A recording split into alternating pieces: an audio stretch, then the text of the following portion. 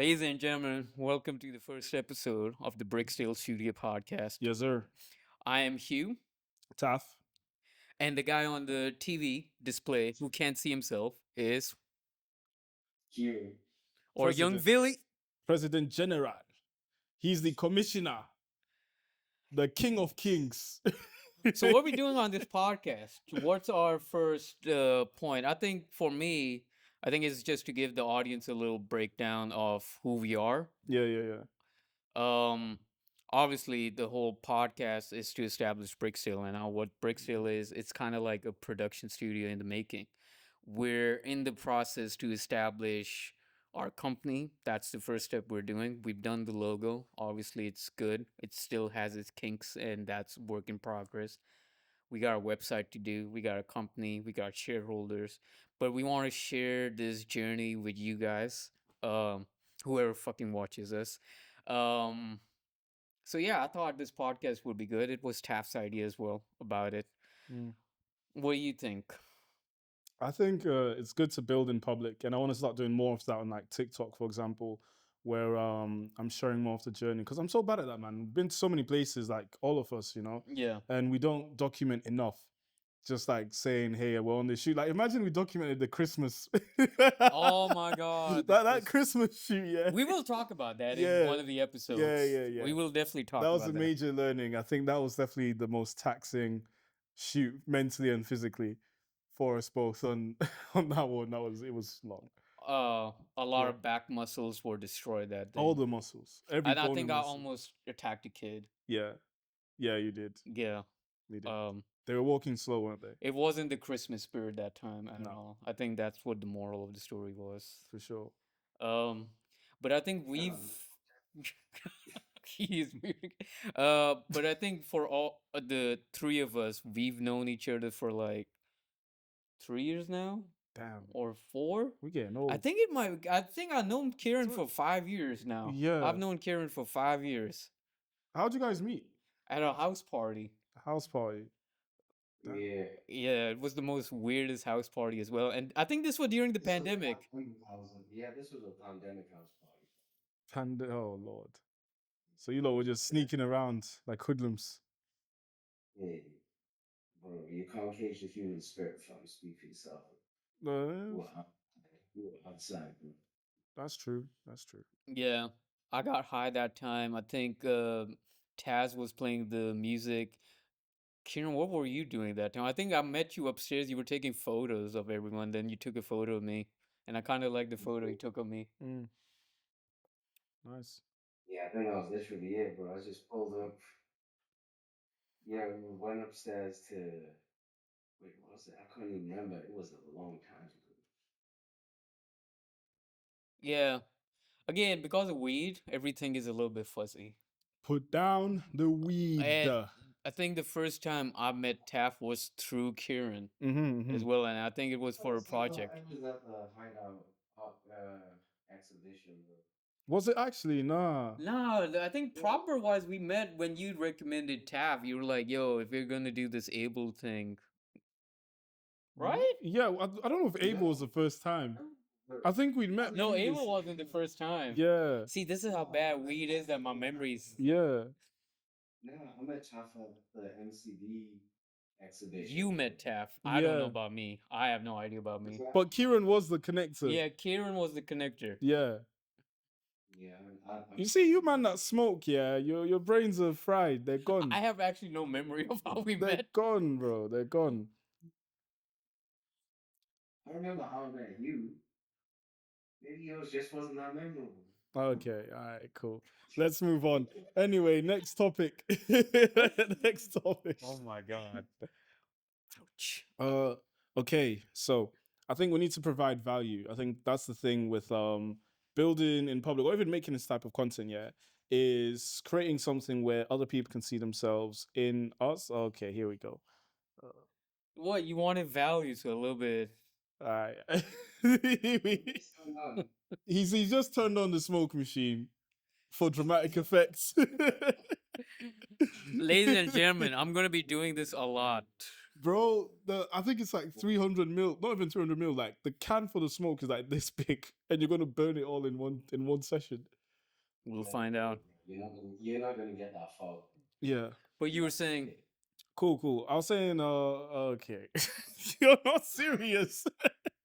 You're not serious. I think that's what I'm trying to be, not serious that Okay. much, but serious at the same time. But yeah, It's you were saying it's very serious business. Is what we're trying to say here. we can be serious. Super serious.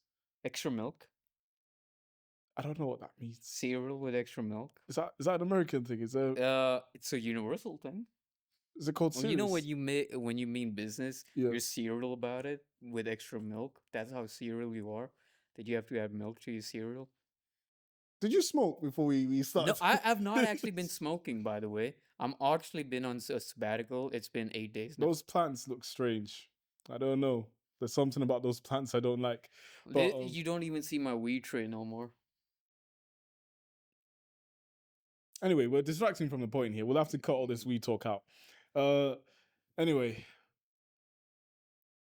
what was I saying? Yeah, Add value. we need to add value, mainly because like we see a lot of people doing the good hard creative work that we want to do as well, and God knows how many people we follow that do it at all different levels. You know, we follow some people who are starting out, we follow some people who've made it for what we think is like someone that's made it in it, and we're on that journey to make that stuff, and we need to give the people in our position something like where they can watch it and be like, oh yeah, like I struggle with this too. Oh damn, that's pretty relatable. That's real. I'm glad like I can watch these lot on their journey and motivate other people to help hop on their journey. You know what I mean? Yeah. So I don't know if we start with the most recent video that we've done, which was the Prince video. That's gonna come out soon, I hope. I Yeah. hope. So this was a music video that we did with some local artists in Manchester. Honestly, this one for me, the production of the video, yeah, that's one thing. So the production of the Can we video, give a background about the production? no, because you're listen. If I'm gonna give it, I'm gonna say it because I don't Okay. want you know Hugh's mouth. Yeah. Yeah. You know, he's gonna say what Hugh's gonna give you the history, but he's also gonna cuss a lot of people out along the way. That is true. And I'm like, and believe it or not, there was a meeting as well. We were on the phone. yeah, I actually went loco. yes. So yeah, actually, So- let's not do that. let's not do Let's not that. do that. Because the clients and future clients will watch this video and be like, "Hey, I don't want to work with this guy. He's a bit unhinged. He's crazy. He's on some other shit." I'm just gonna say I'm passionate. I'm really passionate with what we do. Yeah, And yeah. I think my passion sometimes is the way, yeah. Let's just say, like, if I'm too passionate about something, Say you're too passionate. I'm too passionate. Yeah, let's say That's why I'm not wearing a MAGA hat today. Let's. to I'm be just. honest, the angle it's at, I hope they can see what. It Yeah, I actually do want is. to let the audience know I'm not wearing a MAGA hat. Yeah. Because when I was walking by Mhm. town, I think I already told you this. A couple of people thought I was a Trump supporter. The accent doesn't help. I think they did not see that accent, but yeah, the hat. Nah, I can hear it straight away, bro. It's like you literally could hear it in your voice. The Trump supporting. Nah, just because he's American. Innit? I don't like this Yeah. commie attitude you're having right now, Kieran. No. Back to the topic at hand. The backstory. Yeah, then we'll Of- talk about South Park afterwards, but go on. Yes, we'll talk about South Park. Exactly. I don't know. Yeah, so we just shot a recent music video. I think maybe by the time if we put this episode out, we'll have some visuals to go with it just to say, okay, this is what it looks like, this is what it was. Yeah. And I think the main flop here is that we went into it with no producer. You know, and doing something with no producer is hard, especially for me because I don't have really good organizational skills fit for producing a whole series. You know what I mean? Yeah. Where it's like you're organizing timings, people's schedules, like organizing props, models, and all that stuff. I'd say I can organize a set for me to shoot, Mm-hmm. but all the things that happen before we get to set is where I lack at. You know what I mean? Like on the set, it's like cool. I know where this is meant to go. You're meant to be here. It's all that other stuff before we get to the Yeah. set where I'm like, I'm cooked. I'm done. I don't know what's going on here. And so I think this video was hell. Like it was actually hell, bro. Yeah, I Yeah, think I remember yeah, I think it was I think day one and day two went okay. It was day three. We're trying to do one of these scenes. I think it was the house party scene, right? And it started raining, yeah, and I think you really wanted to get this scene done. And yeah, I was like, bro, it's not happening. It's gonna rain. yeah, And he was so sad. He like, bro, I left the club. I let this chick go as well for all of this. He yeah, was in this man. feeling. Yeah, yeah, yeah. If people knew what I sacrificed, bro. If only they knew the sacrifice for I this think stuff. that's another thing clients don't realize sometimes. Since like you mentioned, it's a zero budget project, they assume that, oh, we're free, oh, we have time for you guys. When actually Taff works, I work myself, and Yeah, Kieran's been working as well. We all have our own jobs. We're not free all the time, and we have other client priorities. So at that time, I was busy with color grading. Taff is busy with his clients and his professional work, and Kieran as well, um, busy with his own work. But that's one thing I don't like, when clients just assume we're free all the time and we're available for them on the yeah. dot. And specifically when you say clients, people might confuse it with like paying clients. This is more True, true, when you're right. Keyword. when you're in a shoot, when you're doing a shoot for free, Yeah. you know? And part of it as well is the onus on us to one, this is what I learned from this shoot, where you have to manage your own schedule properly. And that means you're very careful about the things you say yes to. And for me, when we started, bro, like when all three of us started, bro, there was no clients knocking on the door. Yeah, that's So true. anyone that came around and said, yo, we're looking to shoot da da da da da, when you're starting out, you're gonna say yes a lot, which you should do. You should say yes a Yeah. lot. But then when you start getting busier, that's when you should be a lot more careful. You can't have that mentality of like, yeah, yeah, yeah, I'll do that, I'll do that, Yeah, I'll do that. 100%. You know what I mean? Because then you're putting on too many. Because if you're a videographer editor like we are, we can shoot, we can edit. It's then okay, yeah, you said yes to the shoot, but you also have two other things to edit back home, and now you've added something else to your workload. Yeah. And those clients have different schedules where they want things. That someone wants something tomorrow, someone wants something next week, someone wants things right now, and you have all these people chasing you down, which isn't a good feeling. It's quite stressful Mm-hmm. when people are texting you like, hey, when's this happening? When's that happening? When's this happening? You know what I mean?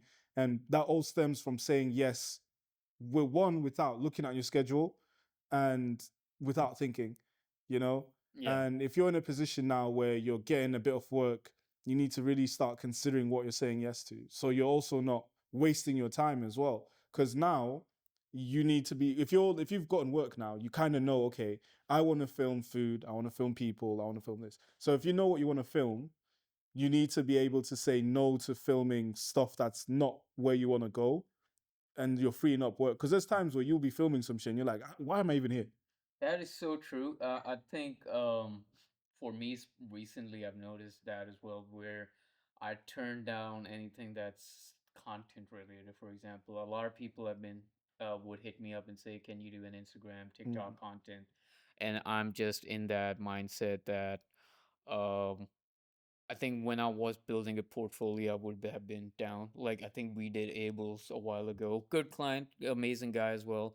Um, and I think we were all down for it. We were starting up that time. I think I had the Sony A6400 that time. Yeah. You recently got your FX30 that time. Mm-hmm. Um, so it was a big thing for us. And again, an artist, just like you said, we were saying yes more.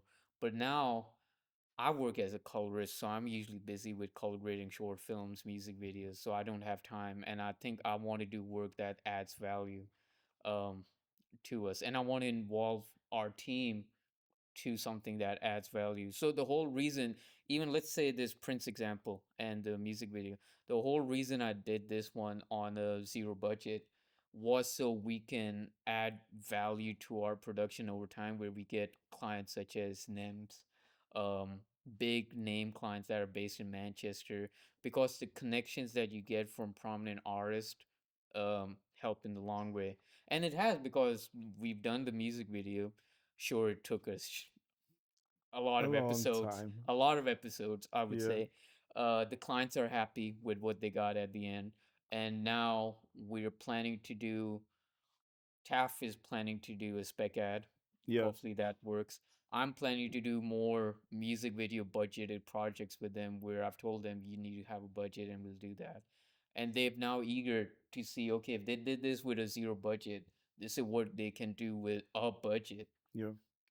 So you're right in that sense that we came in as videographers, so we don't have that mindset of production and how much it takes to produce something. Yeah. It is so hard. It is actually The hard. skill, just to be organized in that area, Mm-hmm.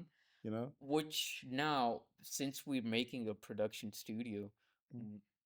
I've been taking the liberty at least to learn more about the production side. So hopefully that within us, the production can be more in-house, Yeah. where at least for me, having my background is law, but I've also done legal, business, and administrative side. So I got that somewhat skill set that you can use on a production where you have to plan this out, you have to location scout and all that. Mm. It is a long process, but someone's got to do it. And I think Yeah. with us, eventually we got to either have a producer in house or one of us got to be taking that role up. Yeah, but it's definitely something like there's a good YouTube channel where I watch a lot and I've learned a lot, which is Tenfold. yay.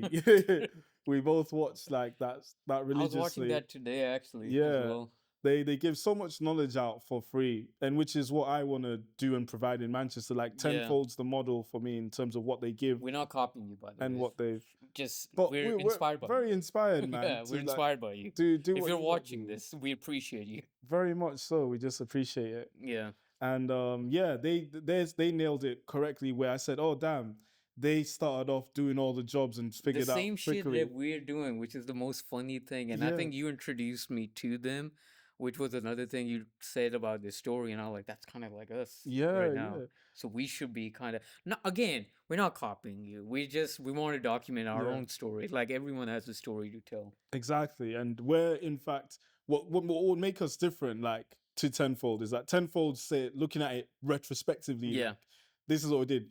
We're still very much We're trying to still in that journey. we're starting, bro. Like Yeah. no, we haven't made it. There's no crazy there's no high budget Yeah. job we've done. We're talking about the free shit we've done so far. Yeah. And one or two like paid little jobs here and we there. have done a good budget project. Yeah. The Villager one. Oh yeah, Villager was good. Villager was Yeah. nice, yeah. And that was a good budget project. Yeah. I hope we get to do more with them. They're pretty Yeah. successful. And again, the clients have been amazing. Yeah. For sure, for sure. Early days though, remember in Newcastle, some of Yeah. the clients were Yeah. spicy. Yeah, Spicy. for sure. Yeah, man. Been through it all, people struggling to pay like £70 and not wanting to. You know what I mean? Like it happens. It happens. Bro, I wasn't even gonna bring it up. I wasn't bringing anything up. I'm just giving it like an example. You know what I mean? Specific of a number of times. What 70? Like that's a come on. Like Yeah, imagine you can't pay 70. how's that specific? I gotta feed my wife and kids. Man. Like all I'm saying is, like what? You know what? Fairs. We're also gonna be. I think for this podcast, what I want is us to also be ourselves and not really Yeah. change that structure. Like Mm. we will be kind of sometimes goofballs. At least I will be, Yeah. and these guys will control my. I'll be goofness. serious and Yeah, we can. there has to be some level of stability, order. Another thing you guys would one might be asking is why is Kieran on the monitor? Well, again, since it's our journey right now, we all started from Newcastle. At least this whole film side. I'm not from Newcastle, obviously. But now me and Taff live in Manchester, and Kieran's still in Newcastle. So, what's your plan, Kieran? In at least a small brief. Newcastle. Bro, it's literally just saving out looking for a job in Manchester, which the job market is insane right now. Mm. And I think it's literally I've just already made the road plan of doing my projects and stockpiling my money. Hopefully finding something out there and then just moving because I think it'll have to be something with a decent balance of work and this because you gotta remember it's even in this industry still hard to find places. Like that's why we're mostly hired for projects, and I think I prefer it like that. I don't have any plans to work for a specific company, just because I think what we do, we have like more flexibility to do what we want to do for our shoots, have our own input, uh, our own ideas from pre-production and executing them during production, and then obviously bouncing the stuff back and forth during post. Yeah. So I think one thing I've realized, I mean, it'll have to be inevitable, but I just don't like doing projects I don't like, just because one thing is, I think I'm fortunate enough not to stress too much about money with this project. I'm at a position where it's not too important, but obviously I will take certain things. Like at the moment, I've been shooting some castings for Universal, Yeah. and it's for a horror movie, which is Wait, Universal, Yeah. like the big one, big Universal. It's big universe. Wait, I look, this is news to me. What going with Universal? What's going on? You're not telling people these things, bro. No, you told me about it. because you know the how the casting was sold for 28 years later. Yeah, yeah, It's literally it was done in the same building I'm doing it at. Like if you remember Taft, like on the way down the quayside from Monument, yeah, yeah, yeah. you know Blue Velvet. Yeah, I know Blue Velvet. Well, it sounds like a strip club. I It can't is a lie. strip club. Is it? It is a strip. What Bro, the I've been hell? to that strip club. Wait, no, we won't talk about that. Listen, We don't need to talk about that. no. Let's keep it chill. Yeah. But wait. So what are you doing there? They got some people for casting, so obviously I think Newcastle is so small that you wouldn't think stuff like that is going on, but I think even now it feels like bits of the creative industries are starting to seep more into the north. Because Yeah. I know during our time it was like I still feel like impossible. it's dry. I still Yeah. feel it's Yeah, dry. it truly is, but something's wrong. But if you dip into the politics real quick, in the UK has been putting a lot of money into the film industry. I mean, look at Um, Spider-Man happening in Glasgow yeah, right now. Glasgow, Liverpool. Batman was shot in Liverpool recently. The Batman with Robert Pattinson. So the UK is making efforts to support the film industry. Yeah. Even though on a global scale, well, on Hollywood specifically, it's still struggling. From COVID, the SAG strike, Yeah. Hollywood's still trying to get back. But what's interesting right now is also being aware that budgets are tighter for certain things as well. 100%. Tight as they've ever been. People always want to save money, regardless whether it's a big client or small client. People want to save a lot of money. Working in the industry now, where I can see and observe the people who make these decisions, bro.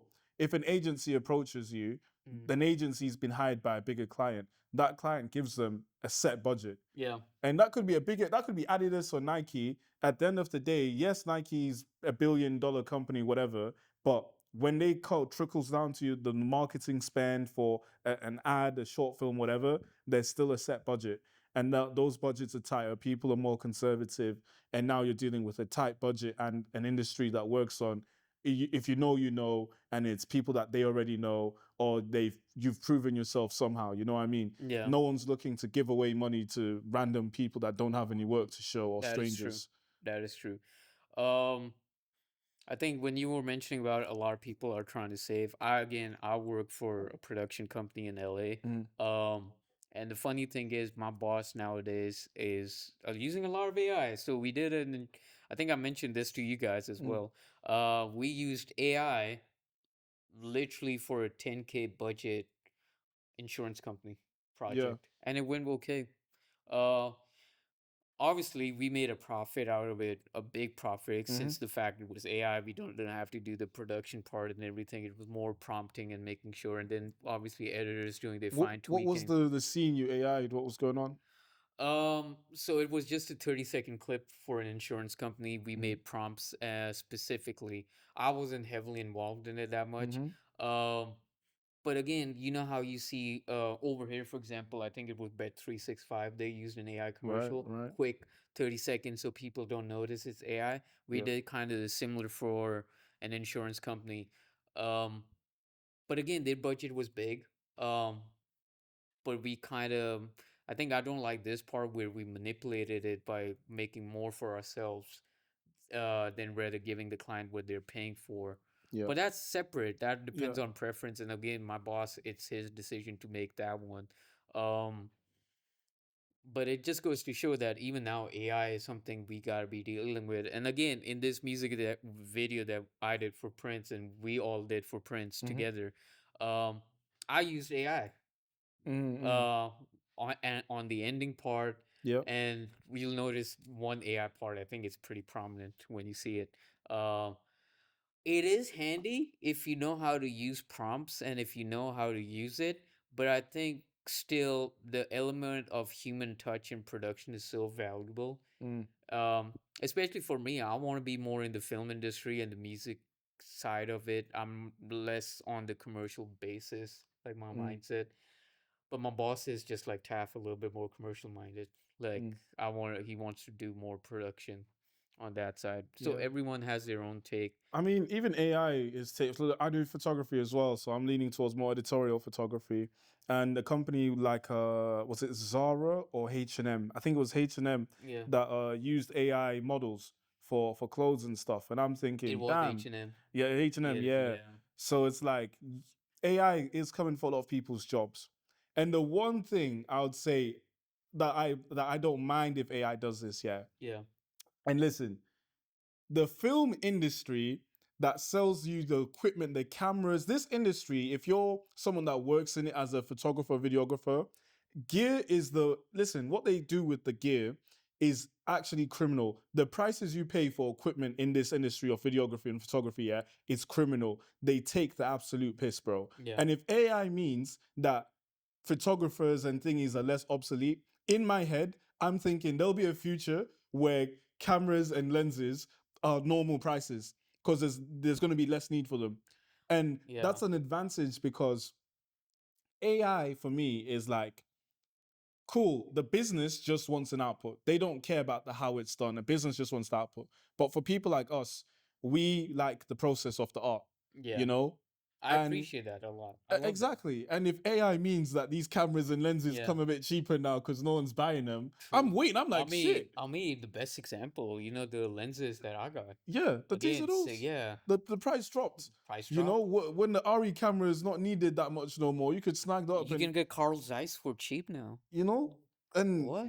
Yeah, you that's can what I get a mean. Carl Zeiss Prime set for, yeah, It's crazy because like we have to acknowledge as well, like camera equipment, every little bit, like red Komodo. Like, red look at the Komodo, red. Red all that dropped stuff. Like half the it's price. bro, a camera screw can cost you no, a monitor mount can cost you like £20. Yeah. You know what I mean? Or a little screw can be like £10. And it's like, why is it this expensive? Why is a tripod 3 grand? You know what I'm saying? And if You know, AI, yeah, that this is I just wanted to yeah, add it, my intrusive thought, but um the fact that clients think and I'm not targeting clients, it's just the mentality sometimes of mhm, low budget clients. They think you pick up a camera, you shoot, that's it. yeah, There's so much more that even I realized over the time, because I even started with just a camera.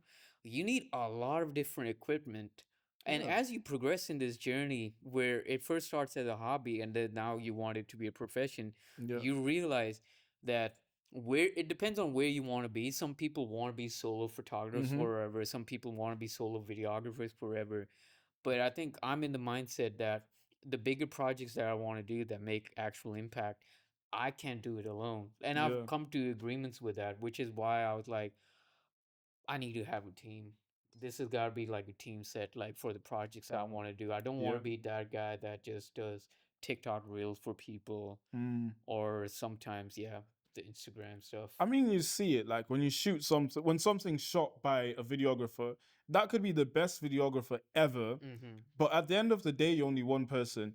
It doesn't matter how good you are. Yeah. You're one person. So when you shoot whatever you're shooting, I can tell immediately that the crew was just a one-man band. You can tell. I don't know if you've seen videos that are really nice and polished, but you can tell because you're like, oh damn, they didn't control the lighting because they didn't have anyone to hold the light in a particular way, Yeah. hold the bounce or set up the lights. They didn't have someone to pull focus or all these other things Yeah. where you hit a ceiling, you know. And some people want to hit that ceiling and stay there and be solo. Some people hit that ceiling and say, "Oh, damn! Like, I guess if I want to go further, I need like more people with me," 100%. and that's what you do. But there is a limit to how much quality you can deliver on your own. Yeah. You know, like, and that's just the facts of it. And I think we all started individually solo as well, because Yeah, we were all doing our solo projects at one point. But I mean, we kind of still do right now, yeah, because again, the Brixdale, this is the journey we're coming up where the idea is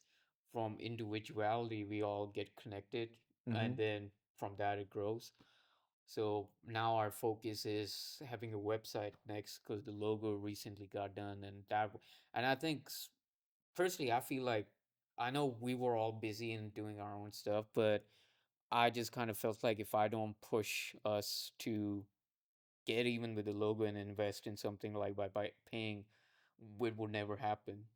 Yeah, And I'm not gonna lie, I still do push us to the sense now, hey guys, we gotta do the website. Don't lose eye on the price, because time is running fast as well.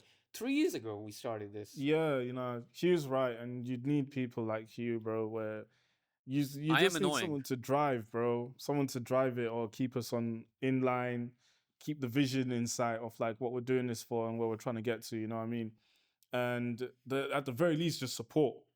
You know what I mean? Until like you're able to join on that level I as think well. you called me Tony Stark at one point. Did I call you Tony Stark? You said in terms of You have a goatee like him, innit? no, it wasn't the goatee thing. You were like in terms of when I was setting up, hey guys, I got this for us, I got that for us, and you're like, oh yeah, you were like you're the Tony Stark. Yeah, oh yeah. You know how Tony be just buying shit and it's like, what the fuck? He is Tony Stark. He's Tony Stark, bro. Like that's the perfect one. I'm Captain America. I have morals, integrity, and Kieran's MF Doom for some reason. yeah, MF Doom in the cut there too. But yeah, Why not, bro? Why not? for sure. Yeah, but I only did that. Look, and I started that Mm. mentality, I think, when I did Aiden Shoot, because that was solo again for me. And I really wanted that project to be big. Like I had imagination where it was like it's going to be prominent. But when I saw the video, I saw so many limitations. And again, like you mentioned, you can tell that's done by a solo person. Mm. And I think I wanted Kieran to be involved midterm, because the stress was getting too much for me later. I'm carrying all this equipment, I'm doing all of this. I have to make sure that the lights, at the same time, I got Yeah, to make sure, because I'm using cine lenses and yeah, again, focus pulling. It was the most stressful. I, and this is again the most dumb thing I did. I wore Jordans as well when yeah. we were in the Yeah, forest you and they need to covered stop in doing that mud. fashion week shit. One thing about Hugh, yeah, luckily he's never done this, yeah. But I feel like you put yourself in a position where it can happen, where he might need to get dirty during the shoot, and he might be like, "Oh, nah, man, I'm wearing the drip in it. I can't really get too dirty because I'm wearing these random You know like what? special edition Balenciagas and I'm wearing the Louis V top." I'm like, brother, this is a shoot, and you're wearing designer. You're listen, you know what you signed up for. I'm never going to be Yeah. Mark Zuckerberg. Well, now he's cool. He's cool Yeah, he's now. cool now. You got the Yeah. curls and the Mhm. chain and all that. But yeah, Everybody speak for yourself. yeah. Um, but But yeah, I think yeah, when that happened, the Aiden one, that's when I realized even more that we have to join up and mm. do all of this together. I think that time you moved to Manchester, or you were moving to Yeah, I think Manchester. I'd moved Yeah, back. you moved. Yeah, And once And I you, think it was in the process of it because yeah, was it after the summer when it was yeah. April. After summer, I think when It my was, tenancy ended, yeah. maybe. I think I did the music video for Aiden around Yeah. April 2024. Mm-hmm. So I don't know, maybe you moved that time. Round about then, bro. I Yeah. was working in Amazon, coming out, Yeah. doing a shoot here and there. That life was peak. I can't lie. yeah, Amazon sounds grueling. It was, bro. But it's what got me the FX30. So Yeah, again, we still have on this journey, we still are going to be doing our own jobs, just because we want to fund this business and this dream that we have yeah, collectively to grow. Um, yeah, and it all starts with just a kick. Now, again, I don't want to repeat so many times. The logo's done, website's next. I have to make the LLC stuff happen mm-hmm. for us, just from the business side. get our shareholders. We have more colleagues as well, by the way. We're just the founders. Shout out to Sheen. We got Sheena, we got AGZ Films because I have to use that as a plug. Mm, We're gonna recruit more people over time, and we're gonna have them on the podcast as well as we grow. yeah. It just, I mean, we're the key members. We started this, so I think that's why the first Mm, podcast we just kept it that yeah. way. But we'll see how many members decide to do this journey sharing with us as well. I And think a slight pivot. We need to get Sheena on here now that you mentioned him because he's active on social media. He's talking and like definitely speak to him because I admire what he's doing, bro. Because oh, he's a content creator. he's creating content, you know what I mean, and he's Yeah. trying. He does different types of content, and every now and again, like his thing will just take off and blow.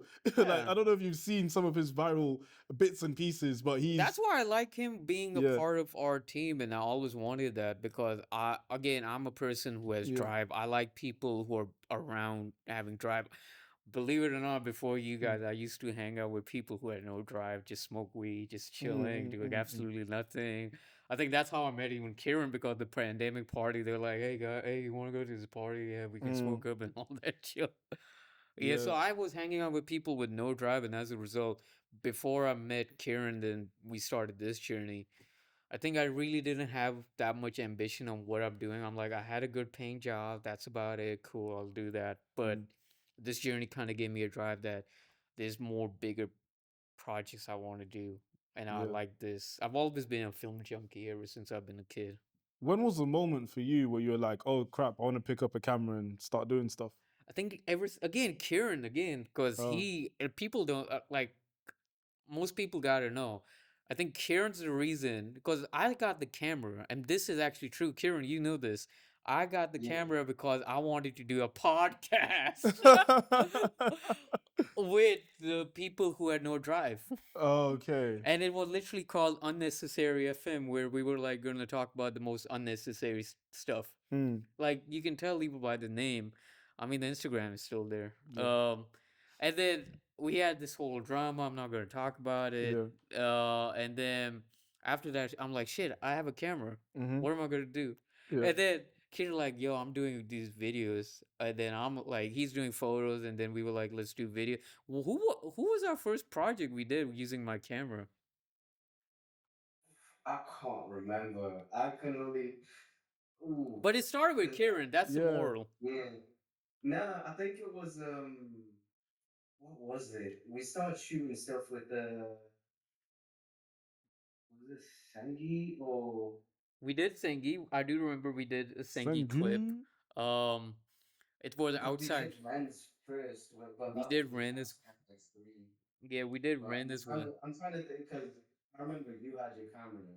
The only you used to do you're putting it through was literally when you'd get hit up to go to the club and they just That take again, Yeah. you I'm just gonna check the there other. was a lot of stuff we were doing. We were even doing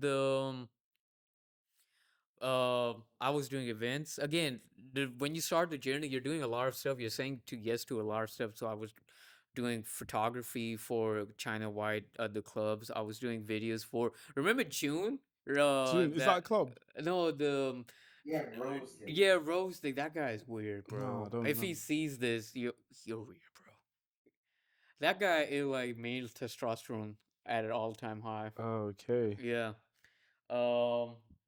But yeah, I even did videos for him, and at that time, and oh, Soul as well. I seen Soul this weekend, man. He's looking healthy. Okay, it's still not focusing on music. Huh? Is he focusing on Yeah, music yeah, or not? yeah. Okay, good. He's making music. I call Yeah, and see? Yeah. no. The thing is, right? I again another backstory. I used to be doing the camera stuff for Soul as well. Yeah. Like there was a part in my life where I was like, oh, when the Kanye documentary came out, Mm-hmm. Genius, I was like, I'm gonna do that with you. I'm gonna be your cool. Yeah. I forgot the guy's name. Who knows who Yeah, it the was? guy. But I was like, I'm gonna be Kanye. yeah. He's like fucking Forrest Gump. What was it? I always knew Cool. Kanye will be successful. Kanye. I'm a Forrest Gump, bro. That's what I mean. But yeah, okay. So I was trying to be that, and then I noticed over time. Again, the whole thing with me is I like to be around people with drive. I like creatives a lot. I always hang out with creatives. Mm, Uh, I started noticing that personal issues happen. And it can make your potential drive everything stop. It kind of made me frustrated because he is talented. I wanted him to be successful, mm, and I wasn't seeing that. I'm motivating you. Let's do this. Let's do that. I even asked that time before he was my boss. He was my mm, friend. So I asked my friend that time that, hey, this is his music. Do you think you can get him into Atlantic Records? And my boss, who was yeah, my friend at that time, he was like, I'll mm, mm. see. Yeah. But oh yeah, the mic thing. See, this is what happens on a Yeah. podcast. But yeah, I think that's how I lost con touch with soul that much. That Mm, I feel like you're not if you don't hit the mark by the age of 30. Some people can hit it like Freddie Gibbs, mm. but if you're not hitting the mark by 30, like you're not showing the drive, I feel like the music industry, one thing people gotta bear in mind, you're competing with a lot of artists. Yeah. And you're in the city like Newcastle, which again is really dry. The music scene, I have a lot of criticism about Newcastle. I won't talk about it, but still, it is really dry. And again, people here in Manchester even realize that like they're nothing. That's the mentality I like over here. When I met with artists, they're like, "Oh, I like your music." They're like, "Yeah, it's not good enough. I still have to do more to attract audience." Which I love the mentality. Like you have these artists who are 23-year-olds and like Comfy doesn't think he's the shit right now, Mm, mm. believe it or not, Yeah, and yeah, that's impressive.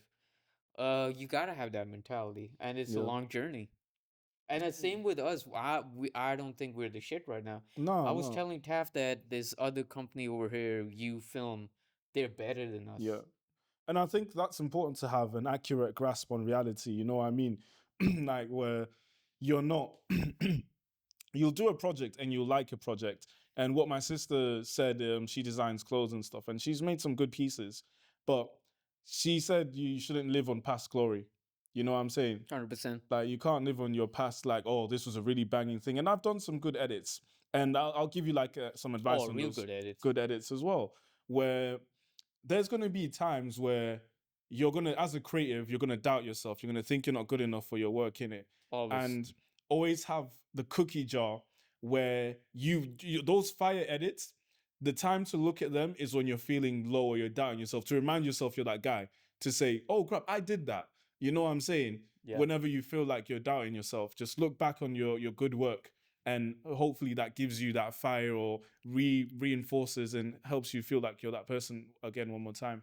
But in terms of like living on past glory and being humble and focusing, bro, it's like you you just know, bro. You just know that you're not there yet, and 100%. it's hard to even put into words sometimes. Where yeah, you're good, but okay, it's more than just being good. And that's the thing I've seen with like videographers or creatives where we're all talented, everyone's talented, everyone's got all the talent in the world, but do the right people know you? Do the people that have the money know you? You know what I mean? And in this industry, it's if you know, you know. Right now, Hugh, you're looking for a sound operator. One, you might find someone online, or you might meet a filmmaker and that filmmaker says, "Hey, I'd recommend this guy." And then suddenly that sound operator has now got a job just because someone else recommended him. Yeah. That's the industry. That's Yeah. the industry. Vice versa. Someone will say, "Oh yeah, I worked with Hugh one time." And then next you know that person he's chatting to is like the CEO of blah blah blah. Yeah. And that's word of mouth. So word of mouth is very much running this industry Yeah. heavily. And that's just the crux of it. Has is Kieran left us or No, Kieran's still there. I'm just making another Google Meets. Again, we will get a paid Google Meets oh eventually. right. Is there like a time schedule on Yeah, it? I gotta send him that because it's 45 minutes usually you get with Google Meets. Okay, okay. So Kieran doesn't think that I'm leaving him. So I'm just sending him another link. But yeah, Okay. you were saying continue. Oh, I guess I'll just waffle for a little bit. I think going back to keeping an accurate grasp on reality, it's hard Mm, because you'll do good work and think you're the best, and you have to balance. It really is about balancing, knowing you're good, but also knowing that you still need more to do. There's still more for you to get better at. There's different aspects of it that you can break down, whether it's videography or editing, and being able to be disciplined enough to control your ego in those aspects, but also bring your ego up. Yeah. as well when you need to, because there are going to be low points, bro, where I felt it, where I'm like, oh fuck, bro, like I haven't edited the video in a while, and I think, damn, like can I still do this? You know what I mean? And You then know, I I look back, actually yeah, want to agree with you so much because recently I've been thinking about it just because I do a lot of color grading yeah, that this was the first project that I'm doing where I'm doing edit mm, like and I'm like, oh bro, I don't want to do this. I don't think I'm good enough. yeah, I didn't even look at the past stuff that I've done, which I should be doing more. I mm, should be appreciating the stuff I've done. But the only reason I was motivated is like we have more bigger projects that will come on the way, so might as well try my best, see what I got, yeah, and get it done. But and I think if I did what you said, yeah, I would have been more. I think I would have been more. like confident, Yeah, yeah, I think I would have been more. I was still not confident until the clients came back and said, the video's sick. yeah, yeah. The video is sick. Yeah, And that's another thing. That's the toxic mentality I have sometimes. Is we did an analysis at work, like a personality trait analysis thing. And for me, I'm very like analytical observer type. yeah, And I rely on my own judgment above anyone else's. yeah, Like what I think of myself, I hold very highly. And it's toxic in a sense where people could say, "Oh, Taff, that was really good," oh da da da da da. And in my head, I'm thinking, you don't know what you're talking about, man. Like it doesn't really matter. It's like I always look at it like your parents in a way. Your parents love you, so when you bring up that shitty drawing, they're gonna be, oh my god, wow, it's so good. So I always feel like people have that reaction with me where it's like they don't know what we know about videography and what makes true. something good and all that stuff. So when they appreciate, it's good to hear the kind words Yeah, for sure. And I look at it like there's people who need yeah, that reinforcement, those affirmations and stuff. And I'm maybe in a category where I don't need it as much, but it's nice to have because I don't appreciate that mentality, having that mentality of like, oh, everything. If you're the person, if you're your own worst critic, it's not fun. It's not a fun place to be. Things become too serious, you're always judging yourself to the point where, again, you're now nervous about doing stuff because you think you're not good enough. hmm, So that's, again, you need to find that balance to pull yourself back and not be too hard on yourself sometimes yeah. with it. Um, Yeah. I think another thing that again, I don't know if you have this mentality, but Mm. I feel like sometimes I'm my biggest enemy. Yeah, yeah, yeah, yeah, for And sure. that's only because I want to grow even more. So any project that I do, I'm like, yeah, it's all right. I think the next Yeah. one will be better. And recently I did a short film, Mm. and I sent it to my dad. My dad was like, "That looks amazing. What did you do the color grading, Mm. everything?" I'm like, "Yeah, yeah, I did that." And he was like, "Wow, it looks like I'm watching a movie." I'm like, "It's all right. I could have done a little But bit it's that more, drawing, but and your parents yeah, are like, you yeah, know what I mean? again." And even with my Yeah. friends, like I'll share with my friends sometimes. They're like, "Oh, it's sick." And when I even like, for example, the first project I ever did on my own, like the Asian one, again, mentioned that if you see the color grading of that and to work I do now, Mm. you see that the growth in everything. Like I didn't know how to control black point back then. I Mm. didn't know how to control shadows back then. I think it was just the basic um edits. That's Yeah. about it. But now, like sometimes we're even having conversations about how we can grade this even better. I think Mm. I was having a conversation with you like, oh, I don't like how it's oversaturated Yeah. sometimes and Yeah. all that, and there's a lot of colors and all. Oh, and sometimes even with my other colleagues, like I think we talk. Okay, Sheena will see this, but Yeah. even then, honest, like I've seen some of Sheena's, and I was like, oh, he could lower the bloom down over here, Yeah. or he could do this a little bit there. I was even talking to my Mm. girl Mm. Mm. yesterday about this, and I was telling her that I saw this one content creator in London I mentioned to you as well, Right. and I was on TikTok and I was commenting his color grade. You. And Oh then yeah, yeah. Is he Adrian? Is he no, Asian? Will Isn't Chris. he? Will Chris. Yeah. Okay. Yeah. So I bumped into him when I was like in Soho, and he was like, "You're the guy that He talks about." recognized you. No, he didn't recognize me. I told him, I'm like, "Hey, you're the TikTok guy that does the music video." He's like, "Yeah, who are you?" I'm like, I was the one who commented on your color grade. I don't know if you remember. Like you're Yeah. that guy. Yeah. So again, I was like, I just want you to Mm. grow. That's why I'm commenting. So people will not tell you the hard truth. So Yeah. you improve. People will usually tell you, hey, you're doing great, but then you're just stagnant. You're not going to grow because Yeah. you're just going to be like, oh, I'm here. Some Exactly. people will grow, but I feel like you sometimes need the honest truth Mm. and tell the person that Yeah. nah, it can be better. So Exactly. even with my friends, I usually will tell them that this can be better. I Mm. don't want to be like that guy that I want you to be stuck in the same point. I Mm. want you to succeed even more than me Yeah. sometimes. I hear it. I hear it. And that's why I don't trust people's opinions, good or bad.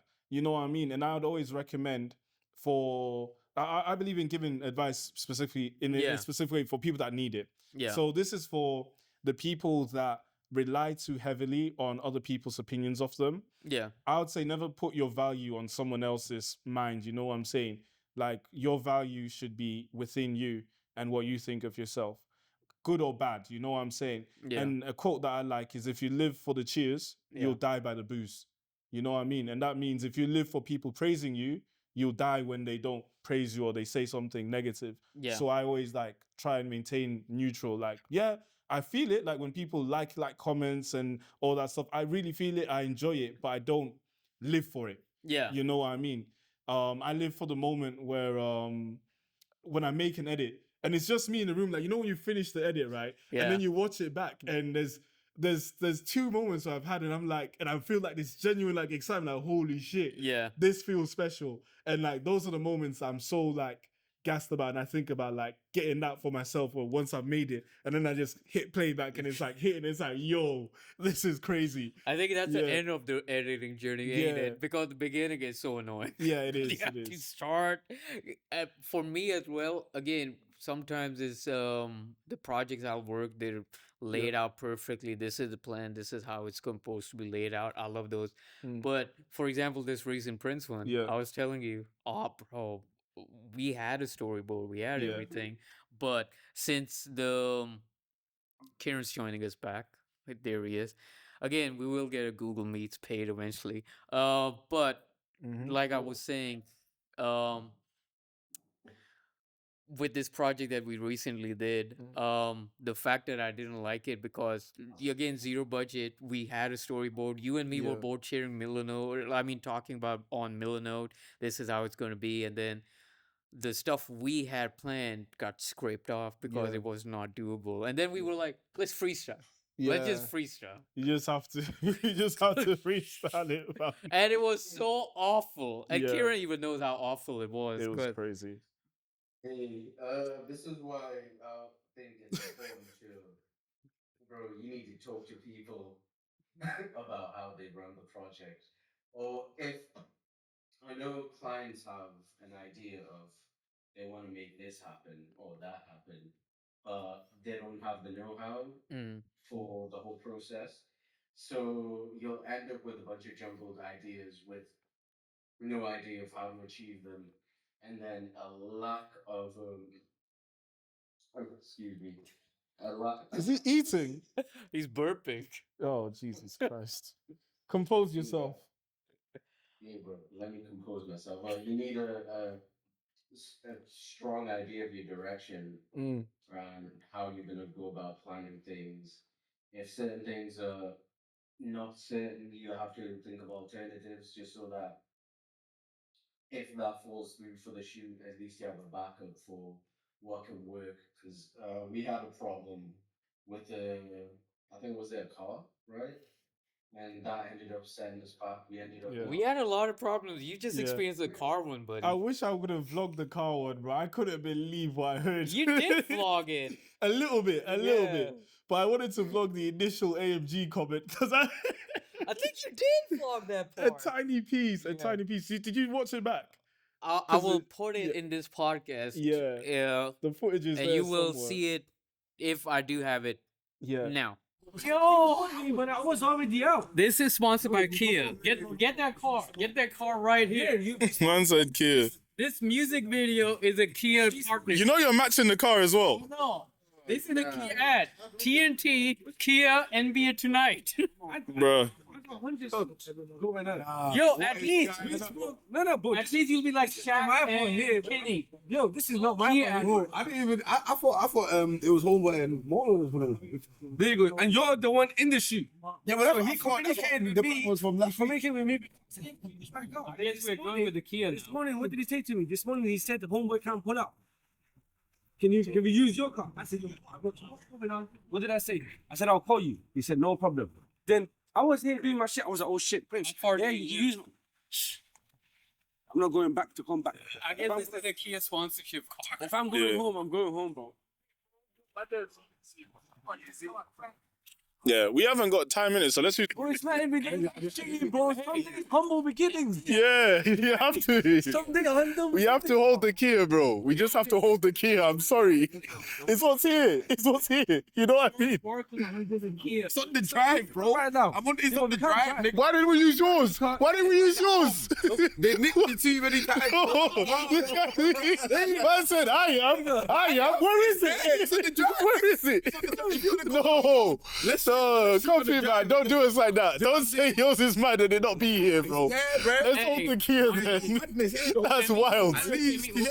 That's wild. What do you mean? Wait there, you just call Uber and be like, We've lost it. We're talking Ubers. We're talking about Ubers. We've lost American it. humor, bro. No, we've lost it. No, the Persian real estate, like, yo, you can use a Kia. no, Right, bro. no. My dad would say the same thing. He's like, oh, it's a nice car. He's like, Don't be talking that. Where is it? Where is it? Where is it? I don't believe it. I don't believe it. Have you seen it? Have you seen it? Really? Okay. Bro, what we did? So come really. Wait. So wait. It's my car, man. What you doing? All right. Because I was gonna say. look at the fit and then look at the. I was gonna say. So my thing is, let's just be realistic. Like, cool. No, I got Our the picture. humble selves are like, yeah, cool. In the Kia, cool. On the day-to-day, boom, pick up. But this is together. something little That's Nicky cool, would bro. drive. Music video now for the world. But deep, everyone for the world wants to have the G-Wagons and a mad car. No, But no, why no. don't we like, well, this is us every day, no? No? No. Yes. I mean, AMG in it. He's even... All I know is, man I was have crying. Prius. I'm Man was getting a crying Prius. about getting a car, and AMG was here the whole time, quiet. It's on the drive. We were looking for a car. It's on the drive. You were crying looking on the for a car. drive, nigga. AMG was there. okay, drive. He was in the group Wait, chat, tell- quiet. tell- Ah, man. No, I can drive your car. I got insurance on every car. I got insurance on mine. We're gonna get next. Bro, it's arrested. Bro, I can Bro. Bro, insurance on it. Here, worth more than anything you might say. Look at it.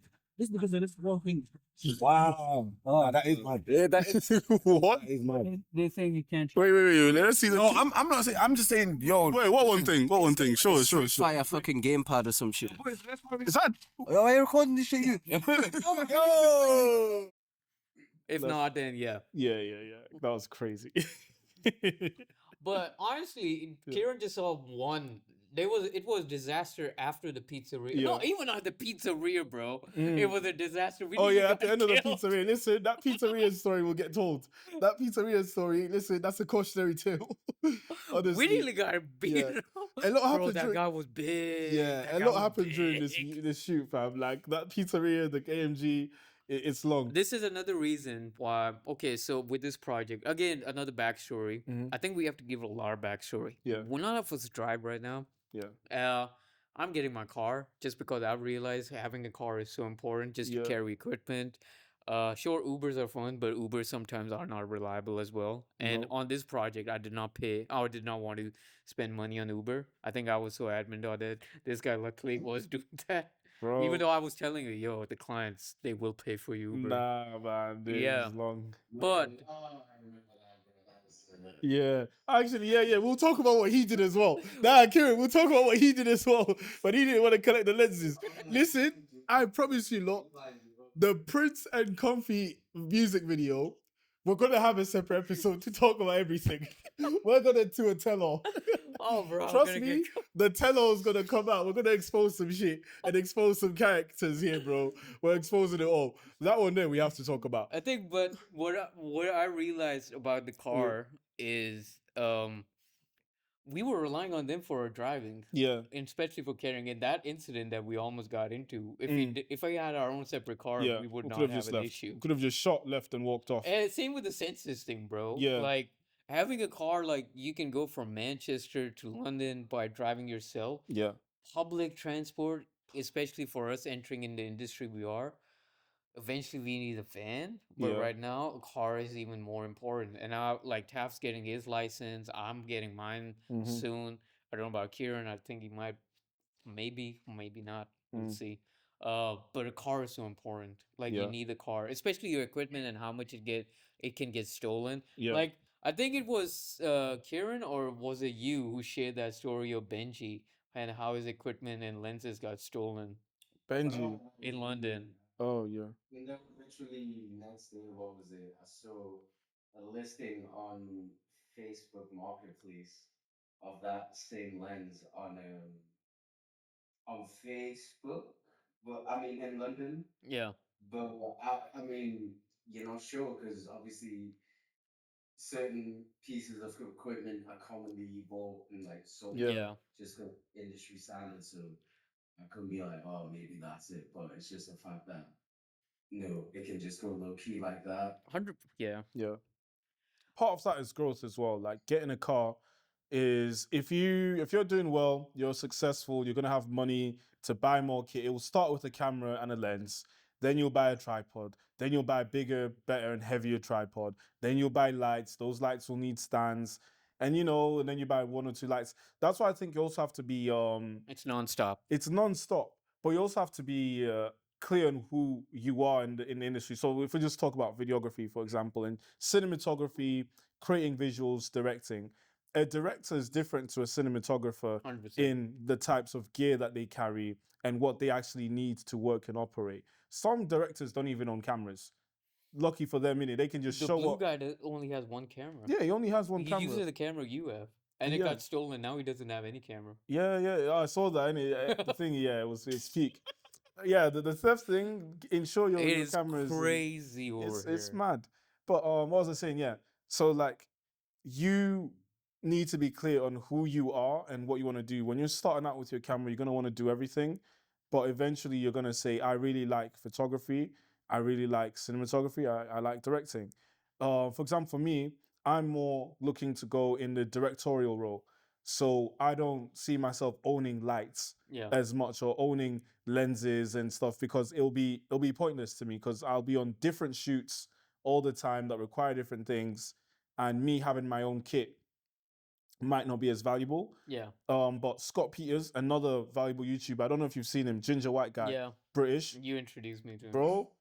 What I just said there, he put all that shit to the side because this is someone who's directed Amazon commercials, and he said, and he does a marvelous thing. I don't know if I've seen in this video, but he breaks down his yearly earnings and where it came from. So he says, I earn this much directing, this much doing cinematography, this much doing videography, this much doing different aspects of film. Yeah. And that humbled me in a sense where I'm thinking, yeah, I'm just gonna direct. I'm not gonna need to do any of this other stuff. But really and truly, bro, unless you're you need to be a 1%er.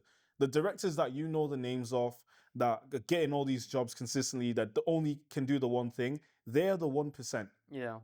Everyone else that's still doing the high level stuff, like let's say people that direct a Nike advert or people that direct an Amazon advert and stuff, Yeah. they can still one day direct, the next day they might have to produce on a different shoot. Another day they might need to be a cinematographer. So they need to Sometimes have assistant director too. assistant director, you know what I mean? So I didn't, because again, we don't come from industry. We don't. So We're learning the we're, industry right we're now. learning this. So in my head, I'm thinking, yeah, you just do that one job. Yeah. You just, and then it's like, no, bro, you might need to No, do you have to be adaptable. adaptable. Honestly, you have to be. Yeah. Like for me as well, the video I did a while ago for Andrew, Mhm. I was a camera operator, obviously, but Yeah. I was also a DOP. I didn't direct it. I Yeah. did DOP. The Yeah. direction was done by the artist. It wasn't me. They had a producer. Mhm. Shout out Meta. She's been nice. She worked with Blue recently as Yeah. well. But I thought I was gonna direct. No, I was just a DOP. Yeah. And part of this goes back to the budgets being tighter.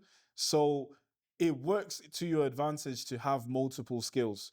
So when the budget's tight, you might be able to say, all right, fuck it, I'm a directing DOP this one, or I'm a DOP and camera op on this one because I have these cameras, I have a set of lenses. So now if he wants to direct, he can get money directing. You can get money doing cinematography. Heck, you can even get money just renting your kit out. You know what I mean? Where you I'm not ready for renting my kit out. True. You have to have a level of trust and all that. I don't trust people. Yeah. I don't trust people like that. Maybe not gaffing work because you don't have enough lights. Like you have to, but if you got more lights, I got the right amount for just me. For just you, and us. But if you said, all right, fuck it, let me start, because again, bro, budgets are tight. You're not always gonna have, you're not always gonna get work in the area you want to get work in. True. So you need to be ready for that. Even editing and color grading, you can make money color grading. You can make money editing. That's my main bread and butter. Like I get my paycheck from color grading. I don't edit regularly. I edit when I do a project, for example, in London. But my main income is color grading. Yeah. Q has all this gear, but what pays the bills is the color grading. Yeah. And then I have to do a side hustle here and there just to make extra cash on the side. But I think for me, you know how you mentioned Scott. Yeah. For me, I'm again, this is maybe a fantasy, but I just follow the directors I've been in love with, like Quentin Tarantino. Yeah. Like I used to work at Blockbuster and stuff like that, and he just picked up a camera, wasn't even the best, started shooting, and he made the first rendition of Pulp Fiction. Then people liked it, the script. I think I kind of am in that mindset where I want to do more short films, submit that, and get my attention to that, because for me it's more about storytelling. I'm more in that sense, and I think we're doing that now with, so my idea now for us, as at least from the movie side, is to make a short film, which you'll see eventually. Exactly. See that Eventually. I've done 2. They still are in work in progress. 1, I'm just waiting on the Finland guy to do the sound, but I've kind of given up on that idea, where now I'm going to edit that myself. And then the other one, me, Kieran, Sheena did last year, that I'm even going to start editing that and just put it out. Because there's no way. I think one of the biggest steps that have held me back is the mindset that it has to be perfect. Yeah. And I think I'll never get it out if it's perfect. Kieran, you wanted to say something? Oh, no, I was just agreeing with the whole, you can never make it perfect. Like 100%. it's basically like trying perfection is like the smart man's procrastination, bro. It's like at some point you gotta realize it's kind of done, but all this adding on, it's kind of an illness. It is. I think the best way it's been put is perfectionism is procrastination masquerading as quality control. You're thinking, oh yeah, I'm trying to make it good, but really and truly, you're just procrastinating. And I think even with this podcast, for example, right? We've been talking about this, but again, the perfectionism in me and all that, we're like, it's gotta be like this, it's gotta be. Not just pick up, shoot, that's it. You don't have to. And I think I'm still a victim of perfectionism here and there, and over time, I'm gonna get better at it. But just like how I give you guys a kick, I think today's like the podcast episode. You were the one to give a kick about that, and the kick about it, and just not letting things fall in the planning pit of we'll push it back, where you, again, time is of the essence. Time's not waiting for anyone. We need to say, fuck it, we want to do this podcast, let's do it right now, this week, let's get that done. You know what I mean? Let's get the first one out the way. You know, it might not be the prettiest it can ever be, but we got the first one out. Let's not think about, oh, it needs to look like this, that, and the third. Like, just do it first. You know what I mean? Even with content creation and making stuff, people, I told my sister this yesterday. She wants to do content creation, right, for her fashion brand. I said, the reality is you're going to make 100 videos and no one's going to watch them. Yeah. The people that make one video and go viral straight away are the 1%, bro.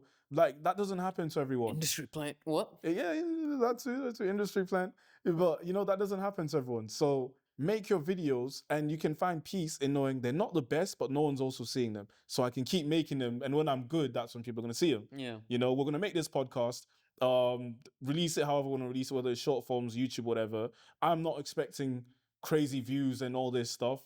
But I know when we reach episode 100, Yeah. and all those numbers there would have so much backlog for people to go back to and listen. Yeah. Would have improved. Would be better speaking on camera, maybe better angles, all this More stuff. cameras, more angles. You I know. mean, even today we were meant to have 3 angles, Yeah. but I only have 1 PL mount. You know what I mean? And we didn't waste time talking about, oh my Yeah. God, We don't can't have do it, the-" yeah. We It's just- like, we all right, s- fuck it, man. yeah. Use what we got and then Yeah. move on. Yeah. You know what I mean? Just film it. Yeah. And what I miss as well, I don't know if you feel like this sometimes, but I see hella kids on TikTok and social medias like with the cameras that are filming and making cool edits. Yeah. And I'm like, damn, bro, there's someone there that's doing it with less. Really and truly, there's someone Yeah, that's like- doing it like- with less. Bro, even look at Mr. Beast.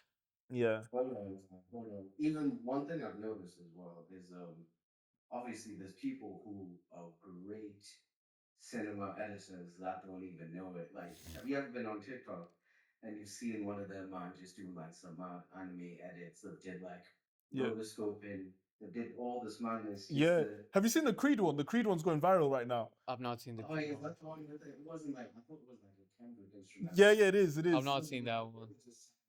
Yeah, I've not seen that one. yeah. I'll show But it to you, even yeah. the Shy Guy, I think Kieran, you remember him as well. Like amazing guy, just Amazing. one light, one camera. And all he did was rotoscope. Yeah. But he had like a vision and something like that. Where it's Gox as well. Gox another- as well. He's the GOAT. Gox inspired I like think a he's retired generation. now. Has he? Yeah, he's not been posting videos. He's probably producing something. You know who he is, man. He's probably working on a bigger thing. He got a fancy apartment in Mexico and all that. Yeah, he's making peace. But Gox inspired everyone edits like Gox now. Like so many people edit like him. Yeah. You know? That is true. I But think the recipe, if it's good, you'll follow it. yeah, the recipe, if the recipe is good, but I also think this is another piece of advice on the learning where don't hide behind the gear, in a sense where don't tell yourself, oh, if I have this camera, then I can make this. If I have this lens, then I can make this. You know, like preaching to the choir. You know what I'm saying? Because that's what I mean when I say there's people. Sometimes it works though. No, but that's Sometimes it works. no. It's good This for people, think clients who aren't too well into the know. They'll see all the equipment that you have and then they'll think, Yeah. you can do something. That's why you can pull a bigger budget just off that stuff. yeah. But I think the real people who are like into the real art will actually see what you're capable of. Yeah. Cause I've like literally on my ones I've managed to make like videos which I think like might be some of my best. But obviously I can see the limits of what they have just because Mm. it wasn't a team behind it. But obviously when I look back and break it down, I'm like, oh, I managed to get this amount of movement out of this. I managed to light things out of this piece of Yeah, the equipment Dan out of Swift one, for example, the video you Mhm. did, that was really good. Yeah. I think going back to that whole hiding behind your kit thing, it's what I mentioned earlier about there's someone who has less that's still doing the thing and might even be doing it better than you. And they don't have the latest camera, they don't have the latest lens or the craziest lighting. Look at Shy Guy. His videos weren't sharp. His Well, color he grading. he has an FX3 though. Oh, he has an FX3. He has an FX3. though. Whether he shot the quality the best, who knows? Like, I think I'll look at his videos and say, okay, the He's still a saturation's one-man bit army. off. That's the point, and he did it amazing. He did Same amazing. with another content creator, Wo Paulo. Even though he started in the industry late, according to his age, Yeah. he's now popping in terms of that, pleasing good cinematography on Yeah. Instagram, where he's traveling to different locations. Mainly started with the New York thing with Yeah. his girlfriend. And now there's this kid that I seen, bro, and it's mad. He did this 30-day challenge, right? And I literally met this kid, messaged him on Ryan Tannehill? Instagram. No, this is a kid in Manchester. I Okay, think he's okay. called Josh or like DCJ or whatever. Okay. And he did this 30-day challenge where he was posting content. And I showed this to Sheena as well, because Sheena's getting into content where we overthink things too much. But this kid doesn't know half the stuff we know, man, about color grading and cameras and all Yeah. that stuff. But he said, I'm gonna post every day for 30 days. Now he's on 9K. Soon to hit 10K. So I'm keeping tabs, just like watching, like, holy shit. He's done it. I have not seen that. He's You need to going, show me I'll that. send you this kid, bro. Yeah. Like, it's crazy. You know what I mean? Where all he had was consistency and drive to get better and not overthink too many things. Because when you know more, it's like choice then becomes your biggest enemy. Of, oh, let me do it like this. Let me use that. Da da da da da. and all you're doing is you're planning forever, and you Yeah. haven't made anything. I think you even gave me actually let me get back to Kieran's point first about the equipment thing. I think Kieran gave me this one good analogy, I still remember it. Well, who would win? Guy with a samurai sword or a samurai with a toothpick? Uh Oh, I yo, think hold yeah. on. He's dropping some knowledge. Hold on. And I followed that and I followed Yeah. that. Wait, what's the answer? No, Kieran can tell the answer. Kieran, what's the answer? Bro, basically, it's not, well, toothpick works, but it was who could win a fight. Like, it was just a warrior, just any general warrior with, like, the You said samurai. I best. remember samurai Yeah, specifically. yeah, with a samurai sword. Because Kieran's into Or, the Asian thing a lot. hey, bro. Or the samurai with a wooden sword. Yeah. And it's just a fact of how you use that skill. Because, bro, I can safely say I'm I can do better things on certain even production companies. It's just a serious thing of how do you utilize what you Yeah. have, your vision creatively as well. I know if you work with certain amounts of clients, they Yeah. expect certain things, but I think sometimes you might have to put your like what your vision is first, but you'd have to argue with the client, make it clear because obviously if you work with certain people they want to make what's the norm, tried and true methods Yeah. of if it looks like this, if we go like this, they'll just show like things which have already been made Mm. and they'll go for that. And obviously there's the knowledge of how to do it, which makes it more streamlined. Yeah. It's an easy way to, you know, get projects, make your money efficiently. But sometimes you can also take risks or try to do things like where it's for you and the client because you want to show certain artists how like they can be portrayed in other ways. You don't always have to do this one way. It's literally just how it is. You you go your own way. It's your pick your own adventure type thing. Yeah. Um, I think when you brought up I think you and me, we have this running joke of the production company we're talking about, we can do better. S- It's related to a certain food that you eat and they have a fish logo. That's all I'm gonna say. But I think, yeah, sometimes you really like even the people who are not there yet, but they have the skill sets, they're somewhat talented enough to do even more. And I think like when we were doing the run-ups in Newcastle, we were creating that storm, at least in my feeling, in my gut at least. And maybe I might be wrong, maybe it might be ego, that others were coming more to us Yeah, than the production company that was there in Newcastle. And it just goes to show that there was a different perspective that we were bringing our content with um, than what other people were providing. And again, I get inspired from other people's content, what they're bringing. Um, but sometimes it's more in the sense that we got to always also be critical of who we are getting inspired by and who are yeah, the people who are leading the charge. um so yeah, I think for us I think we're still on our journey, on our path where we need to just show by example. I think even with this podcast, is I don't want it to be just one episode. I want it to continue and document our experience of where we're headed and where we're going. um and even in our own individual stuff, I just want all of us to do our I think I told this to you, like, or Taff. I have no again, weed kind of my memory really bad, but now it's getting back a little bit. um I hope so. Yeah. But I see us like the Wu-Tang Clan in the sense that we all do our own collective stuff, but we all do our individual stuff as well, and but we're still the Wu-Tang Clan. But now with okay, this Brixdale thing, what I'm trying to now get is that we're more unified in that sense, even more. We're right now we're still doing our own collective stuff, but it's for the greater good. So that Wu Tang project that we actually want, the one that we all been dreaming of, will happen one day. Whether it's the spec ad that we get to do eventually, and I hope that spec ad is pretty successful. Taff again is leading the charge on that, so he's going to be the main director. And then the short film that I'm planning to do with us, um, again, first I was in the mindset that it has to be done by the end of August. It has to be done by first week of September.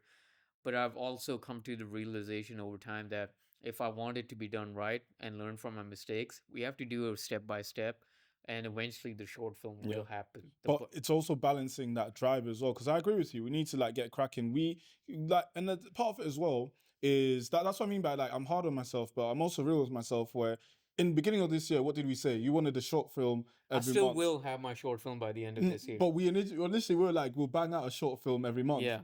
And that really Every month? Yeah, exactly. And we're halfway Hell through the no. year, no short film. But we said, yeah, we'll get this done. I had similar goals. Where I'm like, yeah, I'm going to bash out this every month. But what's happened? We haven't fulfilled those promises we said to ourselves. And that's life. No, but were we unrealistic in our expectations, We were complacent as well. or were we like lazy and lacking as well? You know, I think Complacency. it's a mixture of both. Where I know I was procrastinating. Yeah. Well, I think I was comfortable with the paycheck I was getting to a point where I'm like, I'm not in a rush. Mm-hmm. And then I was doing more of the salesman thing where I'm pitching the bigger ideas, but we're not really doing anything about it. Yeah, you know what I mean? And part of it is meeting that reality. Like, that's what I mean about you have to be real with yourself, you know? And with the short film, like I'm saying, it's that mentality where now we need to apply that whole perfectionism thing where it's like, it might not be the best, but we need to get something through the door. It has to be done. It has to be done. You know what I But mean? that's the mindset. So now, again, Yeah. even with this logo thing, I think if we didn't do the push, it would never happen. Yeah. Now with this podcast, I think if you didn't push it, it would have not happened. Mm-mm. And now our next step is the website thing, and we have The to website. push that. You know, do with that. the website, I'll be honest, I want to pause the website. This is what I mean about like I personally don't feel I have good enough work to put on a show. Like when you said showreel, Yeah. I looked at everything I've done and I said none of this can be on a showreel. Forget the website Yeah. then, but we still have to register ourselves as LLC. Oh yeah, of course, that's all the Yeah, background that stuff. still Like has to be done having because an Instagram again, and the socials. way clients pay us right now, it's from our personal accounts. We don't Yeah. have a business account. What we have to start doing now is start treating ourselves like we're a business. Yeah. In that sense that for example, when some clients paid me, they assumed I had a business, but Mhm. I told them no, it's my private account. Mm-hmm. And then we would have to do it as a solo trader. But I'm Yeah. in the mindset that no, if we have a business account, then a lot of stuff will be happening for us. Mm-hmm. Oh, Kieran's going to be coming back. Okay. Yeah. But I'm in the mindset that having an LLC is a step in the right direction. We Mhm. will have our um business account, we will have our tax refunds, everything else Yeah. that's going to come in place. When we buy equipment, it's going to be through the business. Mhm. And in the long term, for example, if you have your project, you can still use the business account Yeah. to do that. So I think we need to now starting more thinking like we're professionals in the sense and remove ourselves from the personal, or again the same concept we brought up, we can do it on our own. Yeah. So that's another step that we got to work on. And the LLC is the next step if the website's not there. I think Mhm. that's good having the honest conversation about it. But yeah, um, I think that's where we headed next. So there's a lot of stuff that's going on with Brixdale and where we think. Yeah. I think that's a good place to end it. I mean, it's I a mean, shame Kieran isn't Kieran said he's gonna come back. Well, he can come back after the podcast is ended. I mean, it's almost 9. How long do you think we've been filming for? I have no idea. We will find out. Yeah. It was good. To talk about this. Did you still want to hear that story that you were telling me Oh about? yeah, yeah. You said the madness happened. Yeah, go on. Okay, so I don't think should we? I mean, it's at the end, so you can always cut it out easy. So I mean, I mean, if this. oh wait, let's end it and then continue. Would that make sense? Let's just keep recording, but I'm Okay. like, are we gonna have a segment in like the podcast eventually where like you has a story to tell or Tab has a story to tell? Hey man, we might as well. We might as well. Let's Oh, get the first bro. one in. So this happened on. I already told this to Karen, and I told this to my girl as well. But this happened on Tuesday, and again, Taco Tuesday. I love my Tuesdays. Um, again, I'm disabled, so that's one thing people gotta also bear in mind. What's a disability? It's a blood condition, so I can't. Is that a disability or just a blood condition? What's going on here? The disability is in the sense that if I don't get blood, I will die. Okay. Right. The disability is in that sense, and it impacts other stuff. Like, for example, when I was a kid, it was more prominent. You can see it like physically. Like my bone is less bone mass is less than the average person, Mm-hmm. which is why you may seem that well, maybe I have body dysmorphia or whatever, but sometimes I look like I'm fat, but when I put myself on the weight scale, I'm light. Mm-hmm. And again, that's part of my disability as well, the bone density, and also the ability that I have to get a blood transfusion every 2 weeks, 3 weeks. Yeah. But that's been like since I've been a kid. Um, so again, now there's a cure for me, right? And which is amazing. So again, another reason why I moved to Manchester because the cure is possible over here. Um, so part of the cure is making sure whether I want to have kids in the future because one treatment I'll go through is chemotherapy. And the chemotherapy, a lot of people who've been to chemo, once you have Your it, hair. yeah.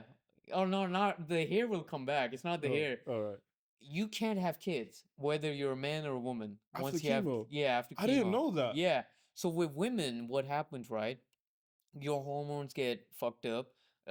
You will gain weight. You will, I don't know, I don't want to talk down there, but there's also other stuff. With men, your sperm function will be finished. Right. Like you can't have kids. It's like you kind of had a vasectomy done. Crazy. So I have to go through chemo, right? So my doctors were like, well, do you want to have kids in the future? I'm like, I don't want to have kids. I have a dog, which I don't know. He's hiding here somewhere.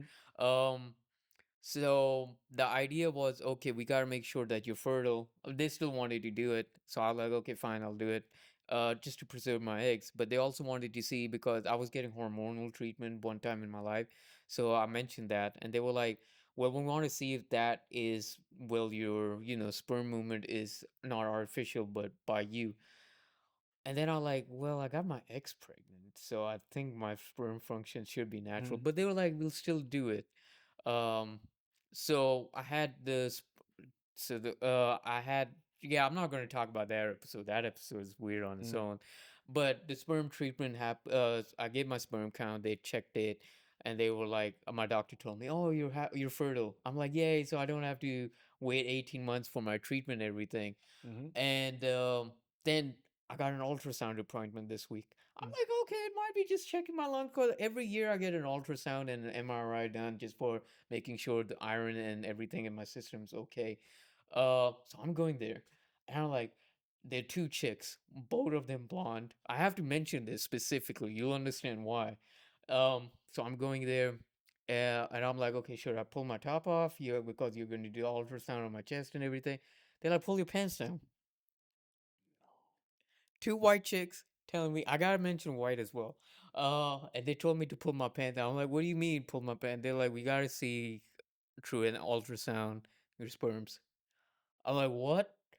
And I'm just like, no. So the chick who's doing the ultrasound said she guided me. You know how the weirder To do what? To pull your so pants she down? told me, okay, pull my pants down. Obviously, I did that. So I'm like, what now? I am so confused. What the fuck is going on? Did they not tell you this? No, that's the whole point. So if They it's not- ambushed you. yeah, I got ambushed. I got bamboozled. Oh my! So, Lord. I would have walked out Uh, like, listen, I you can't. need to. I can't walk out now. The pants are down. Oh no! So I'm like, what happens now? And I'm standing as well with my pants down. What happens now? She like get on the bed, obviously. So I'm like, okay, what now? She like grab your dick, put it on your belly. I'm like, okay. Then I did that. She poured the tissue, like I don't know if you've done an ultrasound, but No. you get with this whole tissue. I didn't know you have to be naked in the movies. Do you have a gown? Well, not well. Usually, when you get an ultrasound, it's like upper torso, so you just pull it up, right? I've Right. never done a bottom one, so I never know. So this is the first time. She put a tissue around it, and then she like just hold it like that. I'm like, okay. And I'm just looking at the ceiling like this. The chick, the other one that she's just over there looking Mm. over there. She's trying not to look at me. And I'm not trying to look at both of them. So I'm like, this is weird. I'm not gonna look at you. I'm just gonna be like, and then she put the ultrasound and she was like, oh yeah, it's going to be moist because of the gel a lot. I'm like, you don't have to say that. You Yeah. don't have to say that. And you know, with an ultrasound, they hit the ultrasound. He knows the story. When Yeah. with the ultrasound, this he can't came with a weird part. Yeah. Don't bring this one up, bro. No, Tap wanted to bring it. Yeah. So with the ultrasound, you know you have to hit your body like this hard to actually get everything. Now they're doing that with my balls. They started that with my right nut. And she like, oh yeah, it's good. Yeah, everything's looking good on the right side. I'm like, yeah, okay. And I'm still looking up like this. And the other chick who is not doing the ultrasound, she's just looking away. She's like, I'm not trying to look at you or your balls. I'm just here to make sure that woman is not misogynistically attacked in any form, which I get. Mm. But I'm like, you could have had a guy to do it then. Um, and then throughout, and it took 35 minutes. The whole process was for 35 minutes. Each time she like, you're doing great. I'm like, you don't have to say that. You like just carry it on. Then she went to my left nut. She said the right is done. Now it's to the left. And I'm like, okay. And then she's making it harder on the left as well. And I'm like, okay. She like, as we're getting near, she's like, we're nearly done. I'm like, you again, you don't have to say that all. And I'm not even joking. As we're ending, right?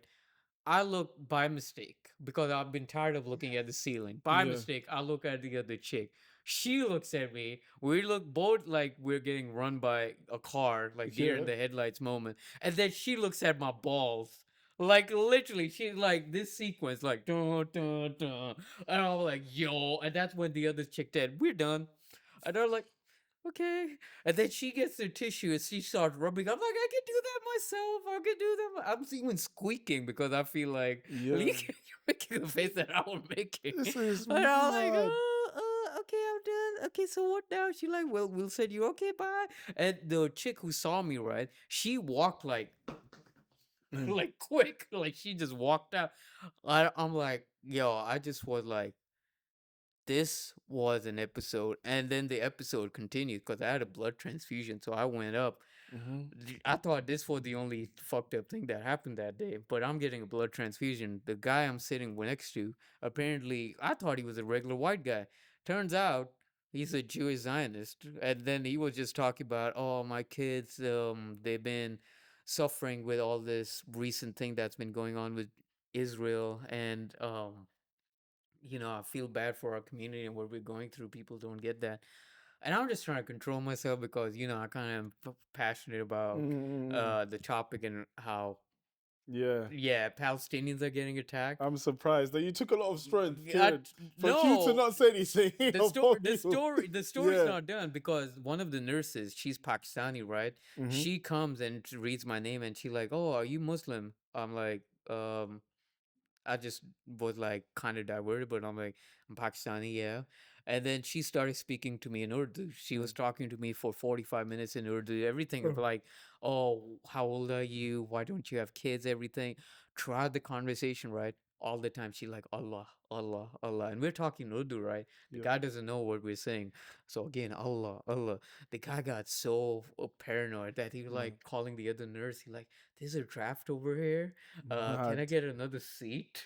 And then he switched the chair, and as I'm leaving, right, I'm trying to say goodbye to him. Mm. He just looked down, and Because he then thought you were on some. yeah, I'm just like, and then as I leave, I get an email from this comedy show I applied for saying, "Oh, you have a comedy show." I'm like, God, are you trying to tell me I should do a comedy stand up for that? So that was my Tuesday. It was like the most, and I still feel like I was like abused. Yeah, the fact they ambushed you is mad, bro. It's mad. Even when I was giving my sperm sample, I was ambushed because I didn't know how to give a sperm sample. I thought I was meeting Yeah. my clinician. It's crazy, man. Yeah, I but don't I'm even know done what with. to say. I need to talk to my doctor about this when I do meet her. I'm like, I'm done. This bamboozled. You know what I'll say though? I feel that sperm check is why men die before women, because no guy wants to do that, bro. No, so a man will have Look cancer. at me how I'm holding myself right now. I Yeah. feel like I'm. I think the only way is to ambush people, man, because guys will have certain issues and they don't want to be naked in front of people like that. I don't want to be in that position where I'm pulling my pants down for anything, fam. But eventually we're all gonna have to get that prostate checked. Oh no, I'm not doing that. Never. You I'd have rather to. die. I'd rather die. You have to. I'd It's too rather late, die. bro. You've I'd already rather- had that. No, what's worse? Kieran, what's worse? Having your prostate rather checked die. or what he went through? Bro, I already been did that. Bro. What, you done your prostate? How old are you? Wait, What? wait, what? It was a little health scare and it wasn't. Were you appropriate. bamboozled? Oh, it was health scare. No, it was a health scare. You So have at to. least he was prepared. Yeah, but they didn't. No, You didn't walk in a room and then someone tried to bend you over and do some shit. You know what I mean? Like you knew what you were getting into. This one here, Hugh, I'm sorry. I'm sorry you went through that one, bro. Yeah, and this is why I'm not getting a prostate test. I would sue. You read the message, you will see. You know I have to check it. Okay, Oh. I got it. I got it. I can sure Alright, tap the once- message. I can sure tap the message. You realize the screen's there. All right. Cool. The audience, if they can read real quick. Yeah. So yeah, that happened, and then I was like, yeah, never again. So that was my Tuesday. Bro, I'm sorry. I'm so sorry. But Are we including this in the podcast? no, we're not. We're not including any of this. This is dying on here. We should have got these cameras. You know full well what? we If should have we got have these Patreon, cameras. if we get Patreon, this will be a Patreon segment. Oh God, no. This would be a Patreon. No one needs to segment. pay to hear this shit. I'll be pissed off if I did a monthly Patreon and I fucking turn on an episode and you're talking about, oh Lord. The good thing was, at least the good thing was, Mhm. I had my balls shaved. Yeah. But, Imagine hairy balls. yeah, I think they would have struggled the ultrasound, to be honest. No, imagine she's just pulling the hair. Oh, Mm. you're muted for some reason. I was saying they might have shaved you on the spot. Yeah, Oh, they that do could have been too. another thing. That could have been another thing. Yeah. Mm. But on that note, we I- can end. I think did we end the podcast early? Yeah, we ended the podcast like, but we'll end it properly now. This has been the Brixdale Pod. Thank you all for joining us on this journey. We'll be back again with another episode. Yeah, I've been Taf. I'm Hugh, And Kieran?